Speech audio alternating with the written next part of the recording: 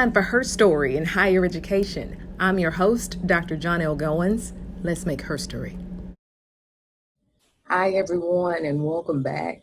Today's episode is going to be a little different. I'm not interviewing a leading lady on today, but I do want to pay homage to one of my SHEros in education. During our last episode with Dr. Eve, one of my friends texted me after the viewing, and matter of fact, shout out to April Barnes from Champaign, Illinois. You are the truth. My friend texted me and said, "There's a picture on your shelf. Do I know her? It looks familiar. I just want to know, where have I seen this before?" And no, April, we do not know her, and to anyone else, we don't know her, but she was definitely a force in education, and she's definitely someone that we should all know about. So I want to spend this episode talking about one of my many SHEros in education, Miss Elizabeth Eckford. So this is a closer picture of my SHEro. Again, her name is Elizabeth Eckford, and Elizabeth was a member of the Little Rock Nine, and the Little Rock Nine was the name of the group of students that were chosen to integrate Little Rock Central High School.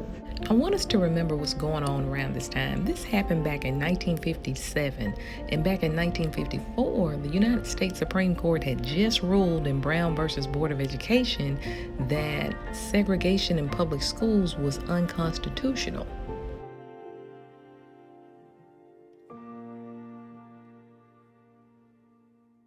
But this was the great state of Arkansas, and in the Deep South, the way of life was just different. What about you, sir? Do you think the colored students will show up? If I got anything to do with it, they won't show up. Well, I think it's a breaking point of the school integration. I just don't feel that they have a right to go to school. So this is the setting for our SHEro, Elizabeth Eckford. Here in Arkansas, no one wanted integration, not even the governor.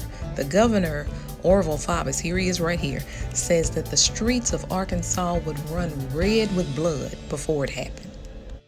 So the night before our photo was taken, there was a plan made to get the students from their houses to the school. But because Elizabeth's family was a poor family, they didn't get the call.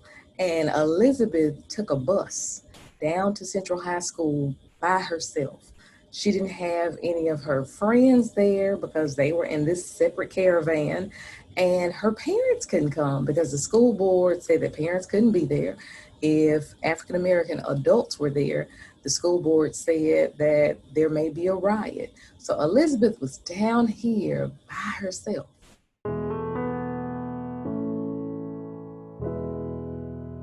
From another angle, you'll see another lady, not on the photo that I have, but I'll insert another one.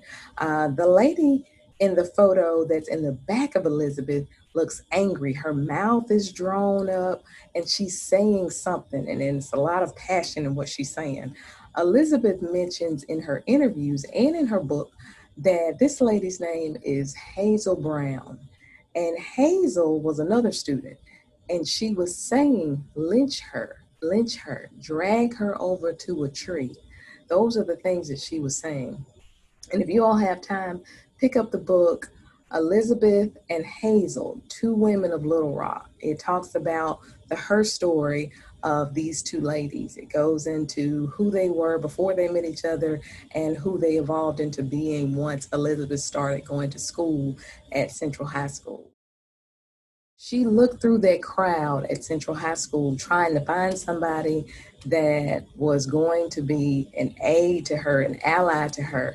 And the one person that she found looked her in the eye and then she spat on her. So imagine going down to this high school, you're the only African American there, not to mention that there were National Guard called in because it was known that there was going to be violence trying to integrate this Southern school. So you're the only African American there. There's National Guard there. The National Guard won't let you through the crowd to safety. There's nobody that is your ally. This was Elizabeth's situation.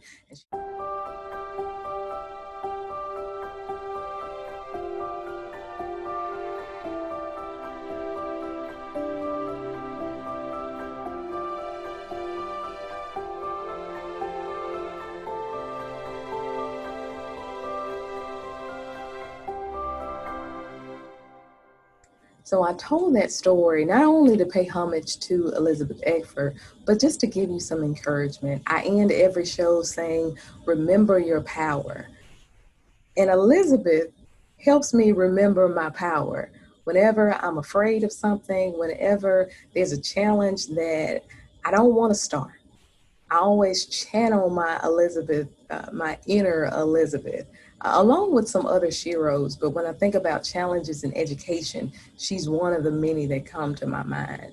So remember your power, walk in it, own it. Here's to ladies everywhere. May we empower them, may we inspire them, and may we be them. I'm Dr. Johnell Goins, and this is Her Story in Higher Education. Until next time, take care. Bye.